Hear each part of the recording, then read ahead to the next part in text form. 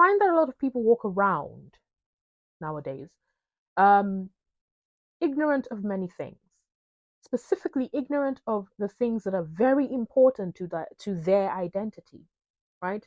Like being white, whiteness, white culture, white privilege, white supremacy. And instead of learning about it and understanding it, they deflect and become hurt.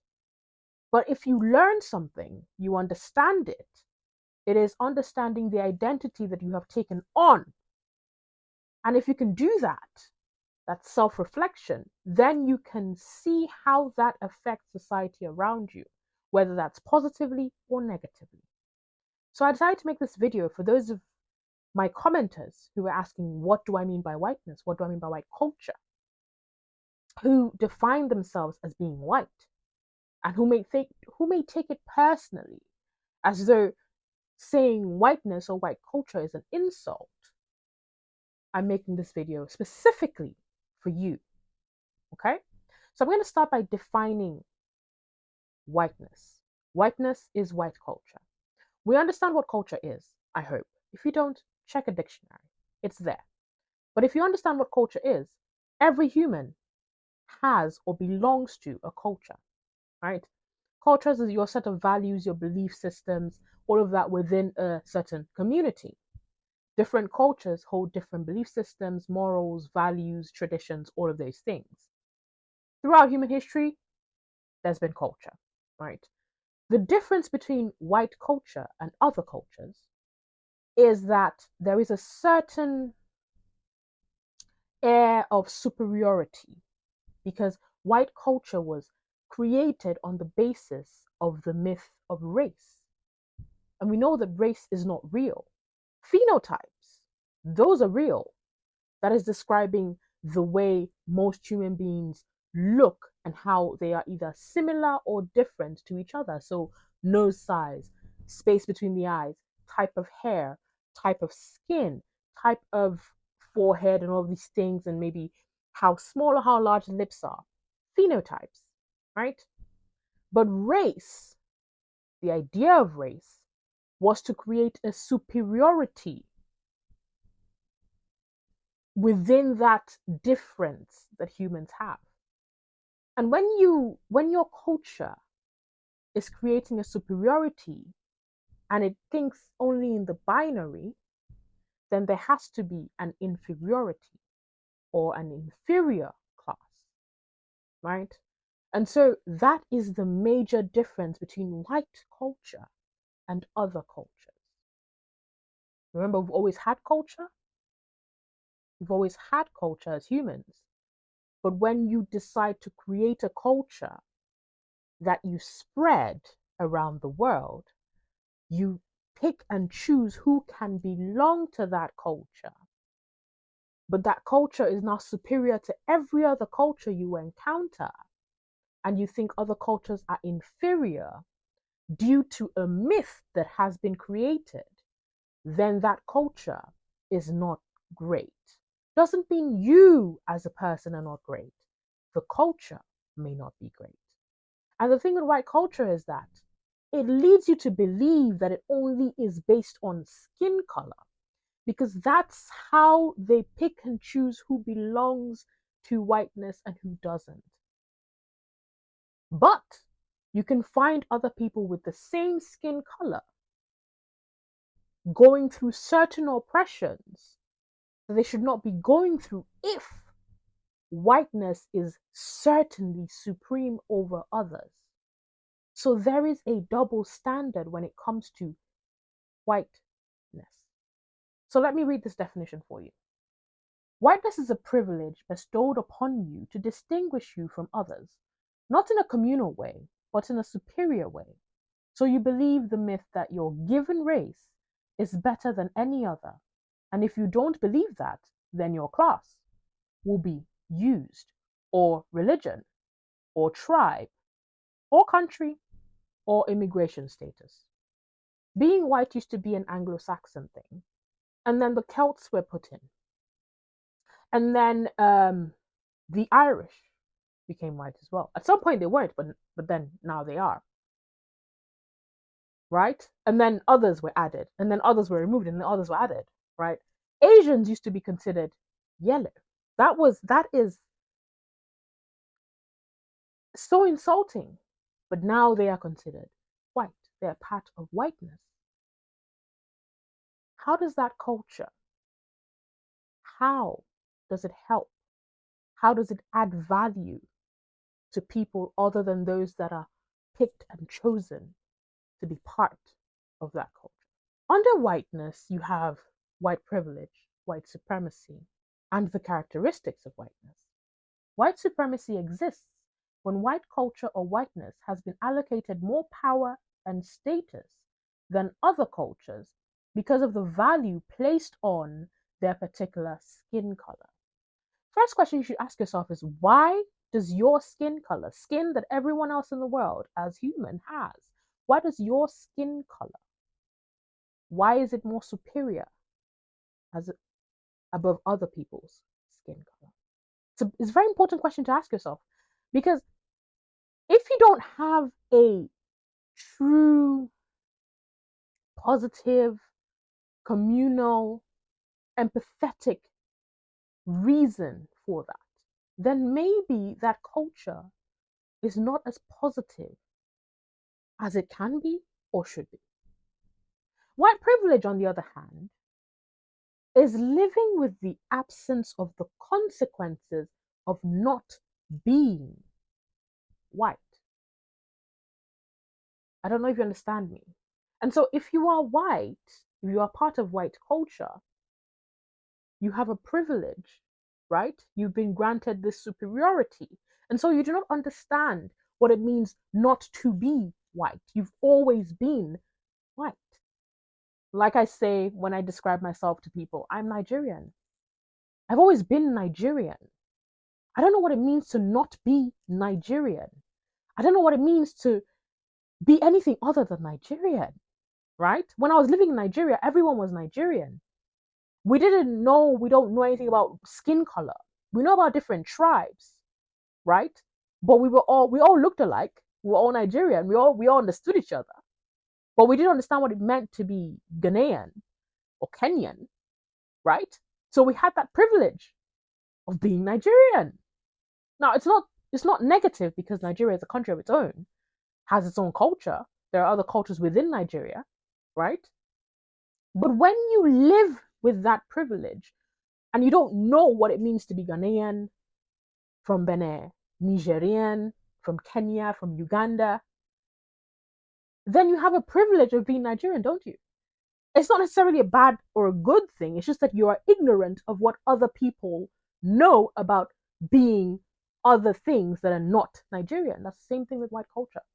That's white privilege, right? The only difference is within the countries where white privilege is a problem, these are countries where other people who are not white live right next to you, but you don't know what your neighbor is going through. You don't know their name. You don't know anything. You don't know how it feels to be them. So when they complain about something, you say, I don't see it. That is a privilege for you not to live with the consequence of not being part of that superior race. That is white privilege. Now I'm going to finish this off with the characteristics of whiteness, because I want this to be a short video. I'm going to read these off and maybe explain them as I go along. One characteristic is homogeneity. Difference is frowned upon, right? Everything has to be the same. Same with perfectionism. That's number 2. Has to be perfect and the same, despite the fact that there's a lot of trouble, there's a lot of disorganization, but everything has to seem perfect. You have to seem superior. You have to seem the same, to agree on the same things, to look the same, to act the same, to have the same ideologies. The beauty of culture around the world is that people could decide that they want to have different ideologies and still be seen as human, not superior to other people's cultures. But whiteness wants you to be the standard, and other people should live up to that standard. And one of those standards is that you must be perfect. You must be homogeneous. You must believe the same things. You avoid self-racialization. So you don't question, why is whiteness put as the standard? Why have I been given this superiority because of the color of my skin and other people have not? How can they ever be white? Even if they work as hard as you tell them to, can they ever actually attain whiteness without the color of their skin being less melanated? You avoid asking yourselves those questions. You avoid introspection. The fourth one I really like: ignorance cloaked as intelligence or intellectual process, right? So in Africa, we have people who pass down stories through word of mouth. We have art, we have traditions. They tell stories, both negative and positive. But something about whiteness puts the standard as being only written history. So oral history is not really history because you can't prove it if it's not written. But you ignore the fact that those that write these histories write them with certain biases and prejudices and the beliefs of their time,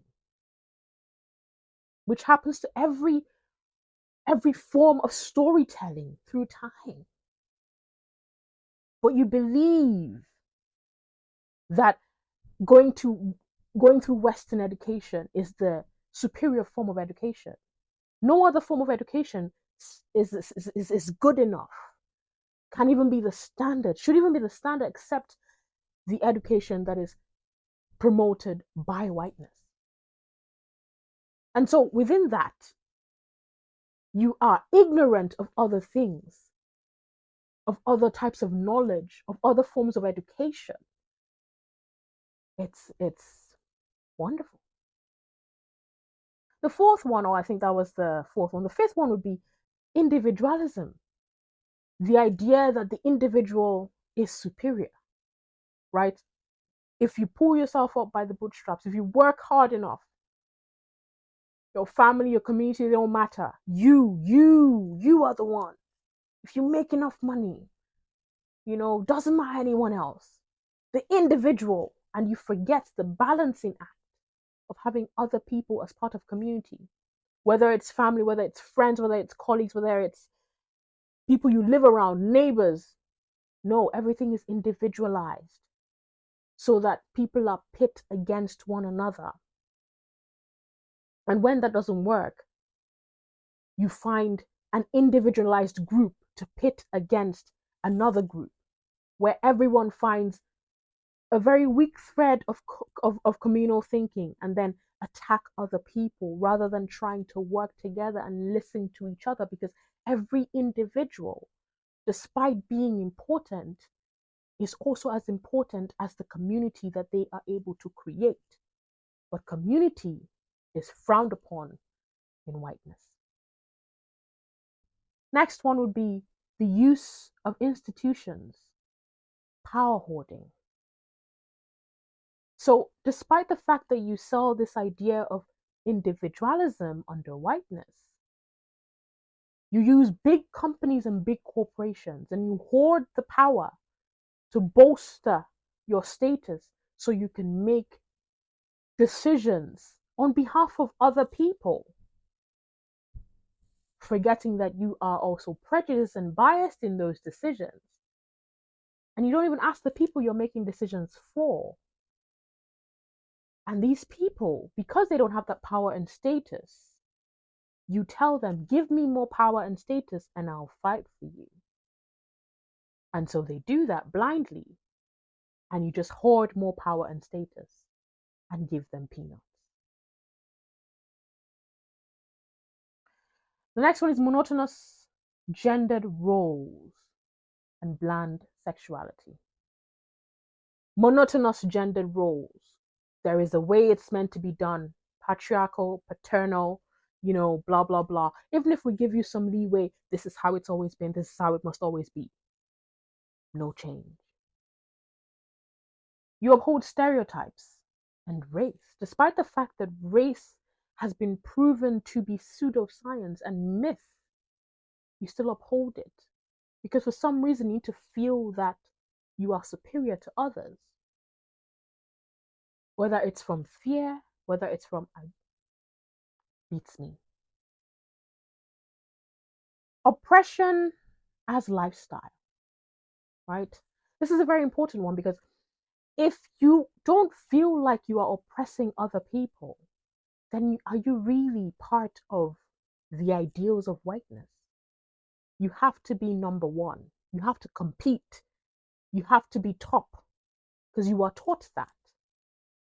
You don't care about community. You have to be individual. All these things are part of oppressive ideals, and that is promoted by this ideology of whiteness, these characteristics. I already spoke about the privilege of whiteness. That is another one under there.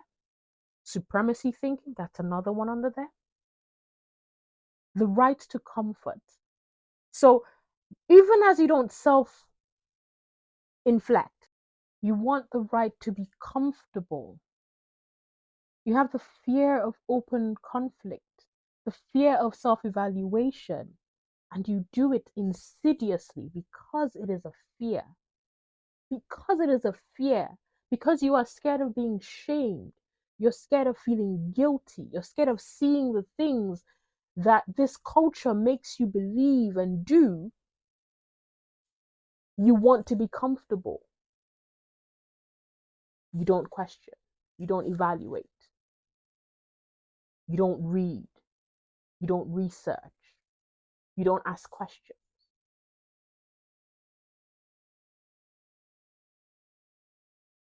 I would put this one, right, under ignorance cloaked as intelligence, where you have objectivity, binary thinking, either or, impatience, short sightedness, quantity over quality.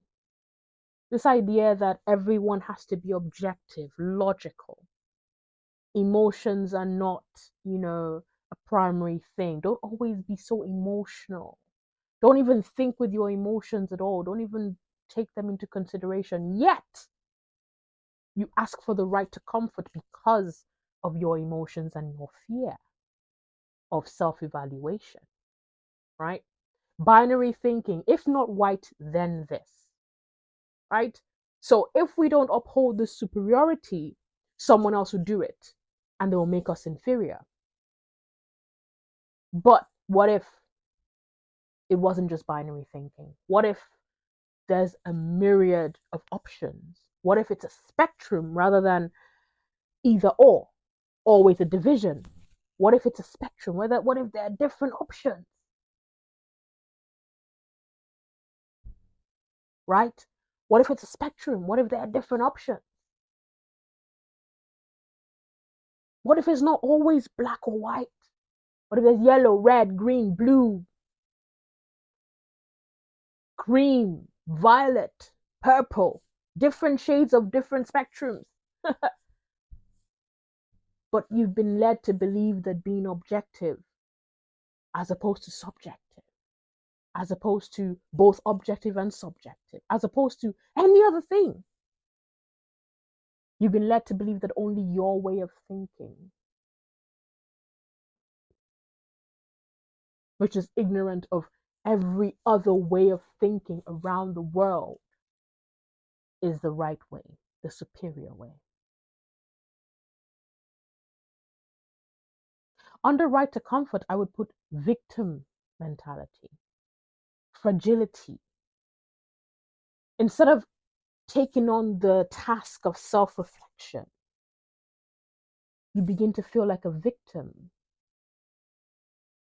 because it wasn't your fault. You didn't create the ideology. You were taught it. You bought into it. You believed it. And no one's told you it's okay to question it, to not believe it, to find something else, to understand shades rather than black or white, to understand nuance rather than either or. So that right to comfort, I don't want to question it. So don't ask me. I'm going to lash out from my fear.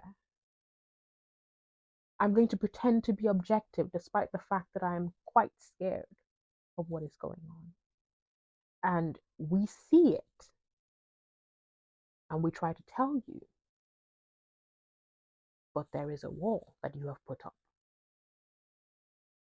Final two things would be hierarchy and paternalism. There's a belief in there has to be a hierarchy to things. And this is something that was seen around the world as well in certain different cultures where there were ideas of hierarchy, but there were other cultures that believed in circular forms of society, believed in spectrum, believed in community, believed in sharing, believed in conversation. But why would whiteness, the ideology of whiteness, take on the ideas of supremacy above other people as its form of culture? Does that seem fair to others? Or is that nothing about whiteness where you're not allowed to question? No self evaluation, of course. Because hierarchy puts the power at the top. And most times, when you give people that much power that you have not prepared them for, they become scared and unsure of what to do. But while they look out at the crowd and the crowd looks at them, they need to make a move. And someone whispers, you have to show strength. And so they don't listen to anyone anymore. Only think about themselves and not being overthrown and not losing the power.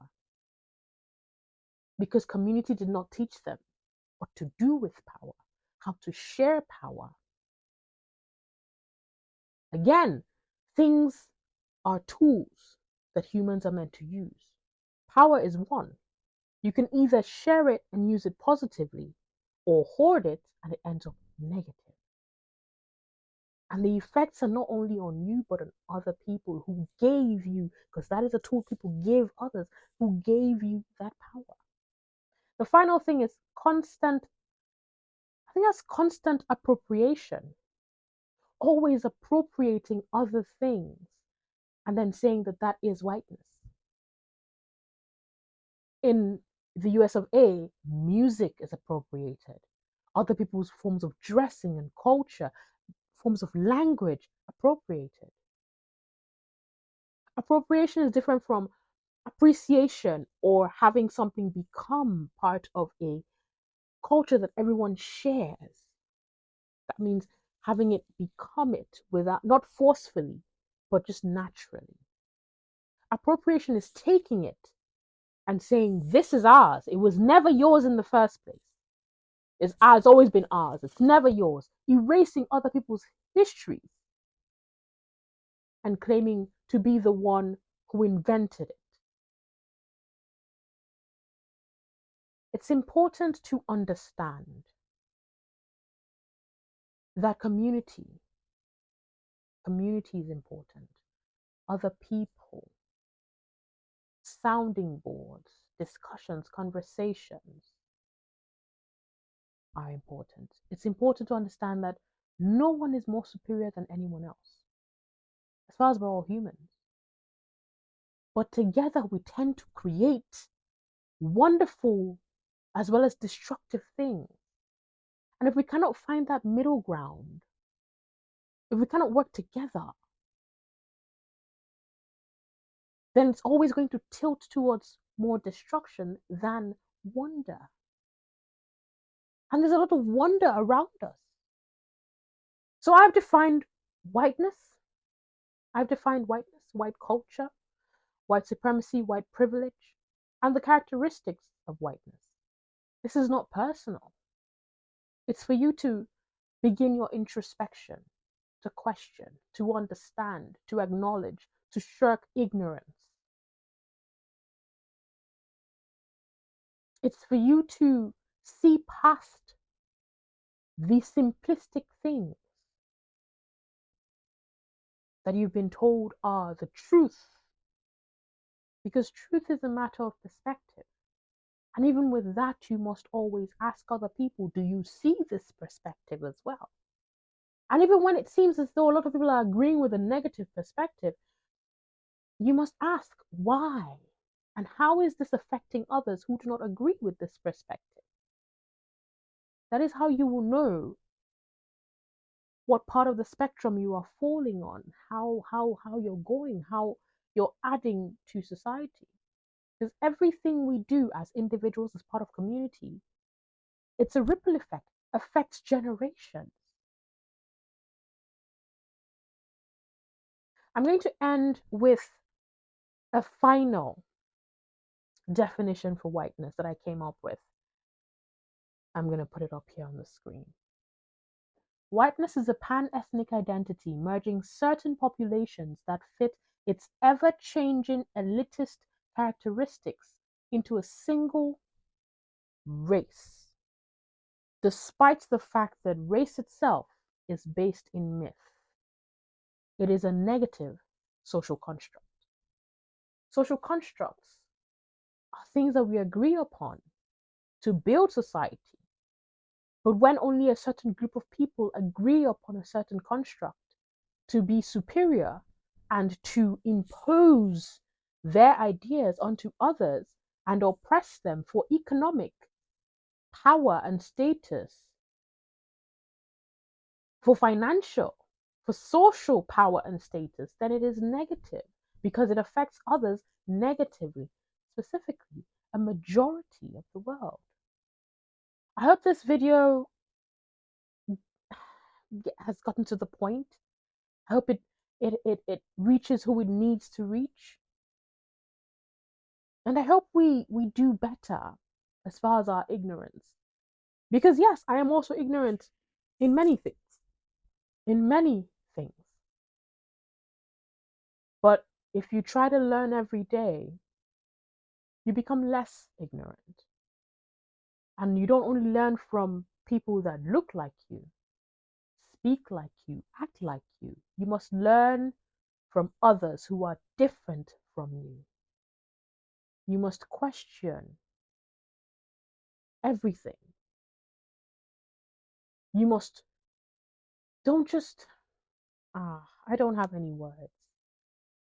The privilege of ignorance is one of our greatest issues as humans. And the fact that we are becoming more lazy in understanding others, in educating ourselves, in becoming knowledgeable about the world, we're just being fed information and being told to believe it. It's becoming harder. Well, actually, I'm not going to dwell on the negative. With social media, it's becoming much easier to reach people, to help them begin to start their journey of shirking ignorance, of becoming knowledgeable about others that are not them. So, once again, my name is Adia Ayong, and this has been a video on whiteness and white culture. Have a great day.